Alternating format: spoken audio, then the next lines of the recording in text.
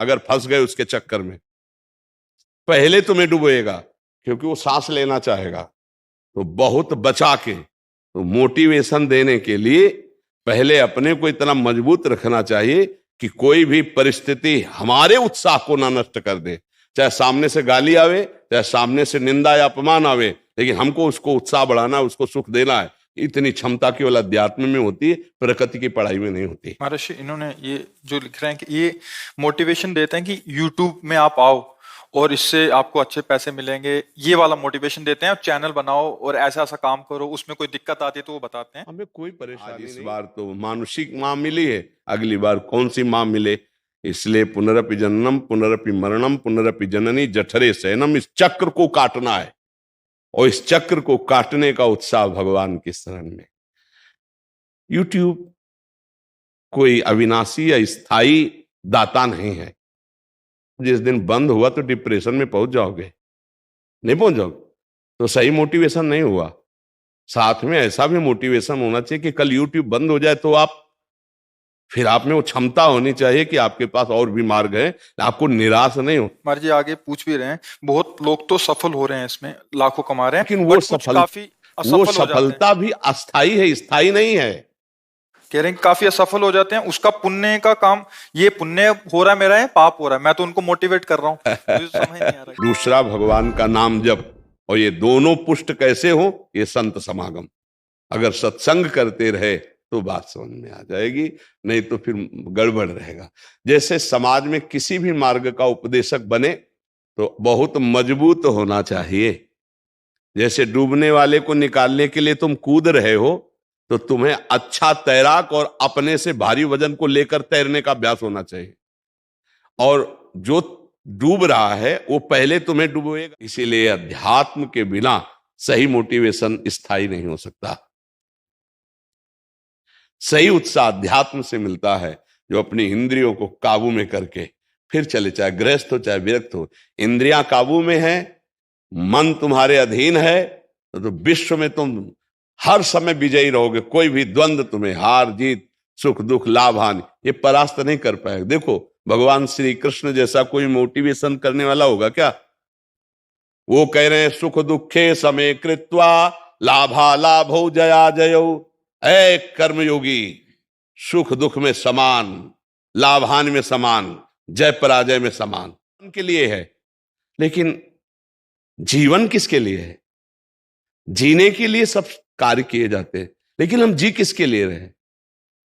अब इस प्रश्न का उत्तर अगर हो तो सही मोटिवेशन मिल जाए। जीने के लिए बहुत से उपाय हैं। नौकरी कर रहे हैं, व्यापार कर रहे हैं, विविध प्रकार के कर रहे हैं, क्योंकि उसे पैसा मिलेगा, पैसे से भोग सामग्री मिलेगी, भोग सामग्री से जीवन चलेगा। तो जी किसके लिए रहे हो, इसका उत्तर समझ लो तो सही मोटिवेशन आ जाएगा, सही उत्साह आ जाएगा। संसारिक आदमी कर्मेंद्रियां भाग रही भोगों की तरफ, कर्म करता है, पाप या पुण्य, सुख या दुख भोगता है। लेकिन भक्त कायिक वाचिक मानसिक अपने प्रभु को सामने रख करके चेष्टा करता है, और उसका कोई ठौर ठिकाना प्रभु के सिवा कोई है नहीं। और प्रभु आनंद सिंधु है, वो हर समय आनंद में मस्त रहता है। कहीं किसी और का प्रयोजन नहीं रह गया है। अब मुझे किसी की बात सुनने की जरूरत नहीं है कि ब्रह्म कौन है, मेरे तो विट्ठल ब्रह्म है। जो वाणी से अगम्य है, मैं उसकी स्तुति क्या करूं? वेद भी जिसकी नेति नेति कह के चर्चा करते हैं, मैं उसकी क्या चर्चा कर पाऊं?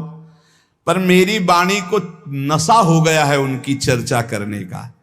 आहा, मेरी वाणी को नशा हो गया, बिना उनकी चर्चा किए, बिना कीर्तन किए, बिना गुण, हमें चैन नहीं पड़ सकता।